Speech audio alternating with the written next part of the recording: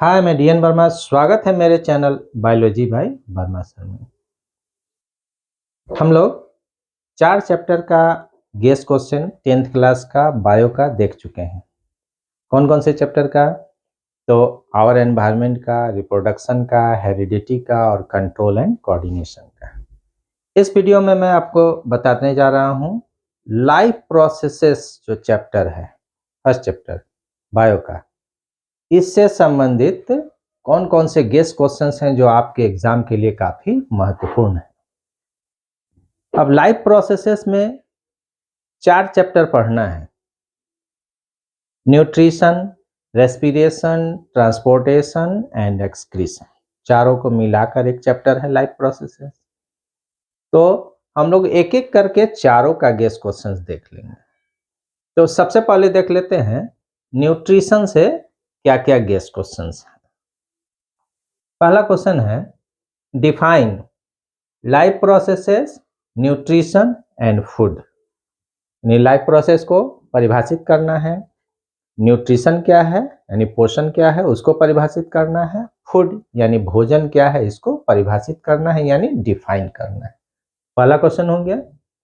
दूसरा क्वेश्चन है right differences between autotrophic and heterotrophic nutrition. यानी स्वपोषी और विषमपोषी पोषण में अंतर बताना है। ऑटोट्रॉफिक और हेटेरोट्रॉफिक न्यूट्रिशन में डिफरेंस लिखना है। तीसरा क्वेश्चन है right down the events that occur during photosynthesis. यानी प्रकाश संश्लेषण के समय कौन कौन सा इवेंट होता है इसको आपको लिखना है पॉइंट वाइज। तो right down the events that occur during photosynthesis. Next question हमारा है कि in desert plants that is xerophytes stomata remain closed during day time. जो डेजर्ट प्लांट्स हैं, मरुस्थलीय जो पौधे हैं, इनमें स्टोमेटा दिन के समय में बंद रहता है वाटर लॉस को रोकने के लिए। तो how do these plants do photosynthesis. जब दिन में स्टोमेटा बंद रहता है तो फिर ये जीरोफिटिक प्लांट्स यानी डेजर्ट प्लांट्स जो हैं, मरुस्थलीय पौधे, प्रकाश संश्लेषण कैसे करते हैं स्टोमेटा जब दिन में बंद रहता है। तो इसका आंसर आपको लिखना होगा। नेक्स्ट क्वेश्चन हमारा है describe the mechanism of opening and closing of stomata. Stomata जो है मेजोफिटिक प्लांट्स में स्टोमेटा दिन में खुलता है, रात में बंद हो जाता है। तो इसके पीछे क्या क्रिया विधि है? स्टोमेटा के खुलने और बंद होने की क्रिया विधि का वर्णन करें। नहीं लिखना है उसको, क्यों स्टोमेटा दिन में खुल जा रहा है, क्यों रात में बंद हो जा रहा है। तो स्टोमेटा का खुलना और बंद होना स्टोमेटल मूवमेंट कहलाता है। तो ऐसा भी क्वेश्चन आ सकता है कि describe the mechanism of stomatal movement. यानी स्टोमेटल मूवमेंट मतलब opening and closing of stomata, stomata का खुलना और बंद होना, इसके क्रियाविधि का वर्णन करना है। नेक्स्ट क्वेश्चन हमारा है describe the process of nutrition in amoeba. अब देखिए अमीबा से 2 तरह का क्वेश्चन आता है। एक तो आपको लैंग्वेज में डिस्क्राइब करना होगा कि अमीबा में न्यूट्रिशन कैसे हो रहा है, न्यूट्रिशन के प्रोसेस को डिस्क्राइब करना है, यानी लैंग्वेज में लिख के बताना है। अमीबा में पाए जाने वाले पोषण का वर्णन करें। दूसरा describe the process of nutrition in amoeba with the help of figure only या डायग्राम्स ओनली। ये क्वेश्चन आता है कि अमीबा में न्यूट्रिशन की प्रक्रिया को केवल चित्र द्वारा दर्शाएं। तो अमीबा में जो न्यूट्रिशन है इसका लैंग्वेज और इसका फिगर दोनों याद कर लीजिए, दोनों में से कोई एक क्वेश्चन आ सकता है। अगला है define holozoic nutrition, peristaltic movement. तो होलोजोइक न्यूट्रिशन क्या है इसको डिफाइन करना है, और पेरिस्टाल्टिक मूवमेंट या पेरिस्टालसिस क्या है इसको भी डिफाइन करना है। नेक्स्ट क्वेश्चन हमारा है what is gastric juice, what are its components. अब अगला जो हमारा 8वां क्वेश्चन है इसमें ABC है। ए में है गैस्ट्रिक जूस क्या है, इसके कंपोनेंट्स क्या है, किन किन अवयवों से यह बना होता है। इसी क्वेश्चन के बी में है, describe the role of HCl in stomach. Stomach में HCl की क्या भूमिका, हाइड्रोक्लोरिक अम्ल की क्या भूमिका है। और सी है इसमें, describe the role of mucus in stomach. और स्टोमक यानी आमाशय में म्यूकस की क्या भूमिका है, इसका वर्णन करना है। तो इसमें ABC 3 क्वेश्चन इसी में है, छोटा छोटा। 9th क्वेश्चन जो हमारा है, कहता है in human digestion starts from mouth, how. आपको एक्सप्लेन करना है कि मनुष्य में पाचन की क्रिया मुख गुहा से ही प्रारंभ हो जाती है, कैसे, कारण बताना है।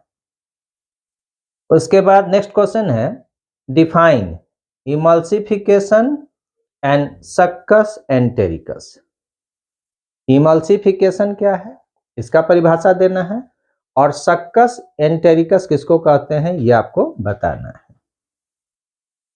नेक्स्ट क्वेश्चन हमारा है, describe the role of pancreas in digestion. मनुष्य में डाइजेशन की जो प्रक्रिया है, इसमें पैंक्रियाज की क्या भूमिका है, पैंक्रियाज का क्या रोल है, पैंक्रियाज से पैंक्रियाटिक जूस स्रावित होता है, इसमें कौन कौन सा एंजाइम है, किसको डाइजेस्ट कर रहा है, ये आपको बताना है। उसके बाद अगला क्वेश्चन है, what is villi, what is its function. Villi क्या है और इसका कार्य क्या है। तो हम लोग जानते हैं कि इंटेस्टाइन में जो है कि इनर सरफेस पर फिंगर लाइक प्रोजेक्शंस पाए जाते हैं, जिसको भिलाई कहते हैं।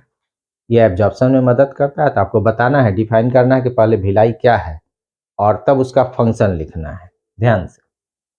अगला क्वेश्चन हमारा है फिगर से रिलेटेड, यानी यहाँ से दो फिगर जो है आपका इंपॉर्टेंट है। एक तो स्टोमेटा का फिगर बनाने को देता है, स्टोमेटा का फिगर बना के उसके डिफरेंट पार्ट्स का नाम लिखिए, या फिगर क्वेश्चन में प्रिंट रहता है, लाइन खींचा हुआ रहेगा, उसमें ABC लिखा हुआ रहेगा, उसका नाम आपको लिखना होगा।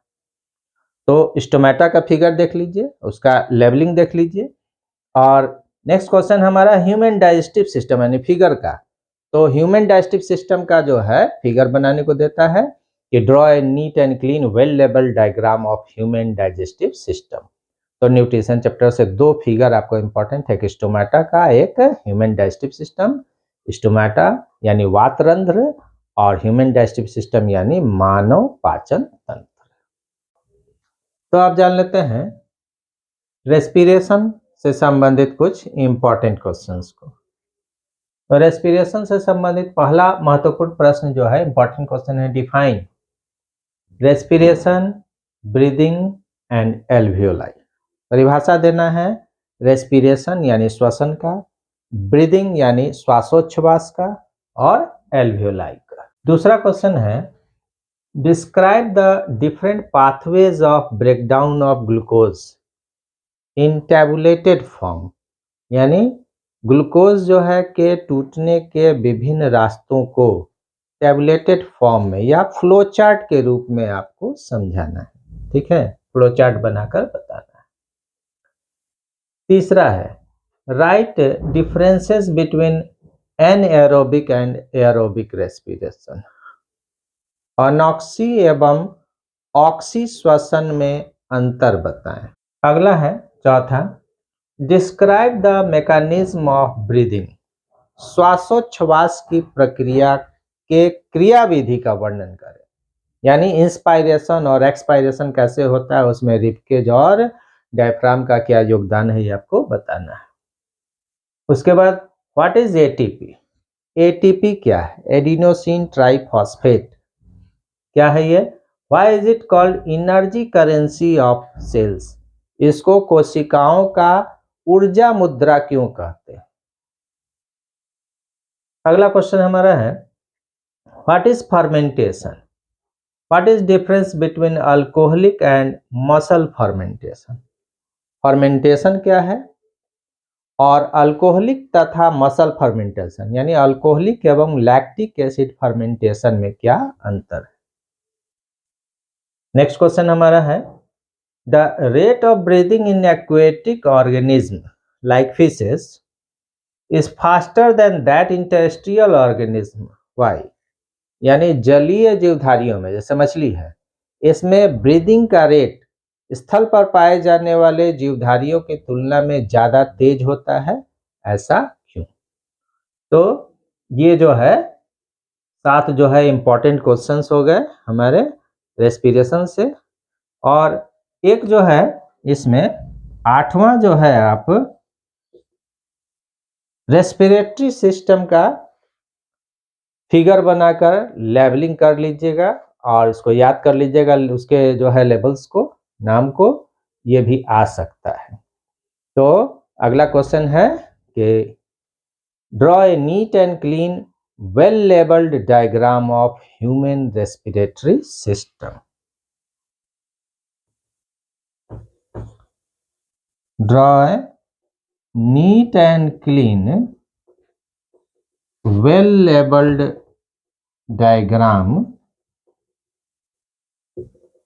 of human respiratory system, मनुष्य में पाए जाने वाले श्वसन तंत्र का स्वच्छ नामांकित चित्र बनाएं।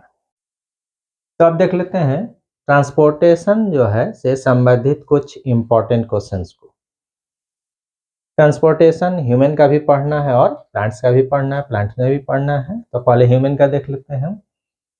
Why is transportation of substances essential in multicellular complex organism. बहुकोशिकीय जटिल जीवधारियों में, यानी जिनका शरीर बहुत सारे सेल से बना है, कॉम्प्लेक्स बॉडी है, वैसे जीवधारियों में पदार्थों का परिवहन होना क्यों जरूरी है। दूसरा क्वेश्चन है right functions of blood. Blood का कार्य बताना है, रक्त के कार्यों को बताएं या लिखें। तीसरा right differences between artery and when. धमनी और शिरा में अंतर बताएं। आर्टरी और वेन में डिफरेंस बताना है। Right differences between blood and lymph. रक्त और लसिका, ब्लड और लिम्फ में अंतर बताना है। उसके बाद है कुछ टर्म्स को डिफाइन करना है, जैसे डबल सर्कुलेशन, दोहरा परिसंचरण क्या है, डबल सर्कुलेशन क्या है। दूसरा है सिंगल सर्कुलेशन क्या है। तीसरा सिस्टोल, चौथा डायस्टोल और पांचवा ब्लड प्रेशर यानी रक्तचाप। ये सब कुछ टर्म्स हैं जिसको डिफाइन करना है, परिभाषित करना है। अगला है how is 4 chambered heart of birds and mammals more beneficial than 3 chambered heart of reptiles and amphibians. कहता है बर्ड्स और मैमल्स में 4 चैम्बर वाले जो हार्ट पाए जाते हैं, ये एम्फीबिया और रेप्टाइल्स में पाए जाने वाले 3 चैम्बर हार्ट से ज्यादा फायदेमंद होते हैं। किस प्रकार, आपको एक्सप्लेन करना है। तो ये हो गया ह्यूमन से रिलेटेड जो है ट्रांसपोर्टेशन का कुछ क्वेश्चन इंपॉर्टेंट। अब प्लांट से रिलेटेड कुछ देख लेते हैं। तो अगला क्वेश्चन है define transpiration, what is its importance. तो वाष्पोत्सर्जन क्या है, इसका महत्व बताएं, क्या इंपॉर्टेंस है बताना है। ट्रांसपीरेशन क्या है, इसका इंपॉर्टेंस बताना है। How are water and minerals transported in plants. पौधों में जल एवं घुले हुए लवणों का परिवहन कैसे होता है। Define translocation of food and describe it in plants. तो कभी कभी ट्रांसलोकेशन केवल लिखा रहता है, इन फूड नहीं लिखा रहता है। तो ट्रांसलोकेशन शब्द फूड के ट्रांसपोर्ट के लिए ही इस्तेमाल होता है, इसीलिए क्वेश्चन में रहता है डिफाइन ट्रांसलोकेशन। ट्रांसलोकेशन को परिभाषित कीजिए और डिस्क्राइब इट इन प्लांट्स, और इसको बताइए कि पौधों में कैसे ट्रांसलोकेशन होता है, यानी जो फूड बना है पत्ती तक वो रूट के टिप तक कैसे जाएगा। अगला क्वेश्चन है हमारा कि describe the process of absorption of water in plants. पौधों में जल का अवशोषण कैसे होता है, यानी पौधे का रूट जो है पानी को मिट्टी से कैसे अब्जॉर्ब करता है, तो ये प्रोसेस आपको बताना है। तो हो गया, तो ट्रांसलोकेशन हम लोग देख लिए, उसके बाद वाटर और मिनरल का जो है ट्रांसपोर्ट देख लिए, उसके बाद वाटर कैसे अब्जॉर्ब होता है। यहाँ और एक इम्पॉर्टेंट क्वेश्चन है, बहुत ही महत्वपूर्ण क्वेश्चन है, right differences between xylem and phloem.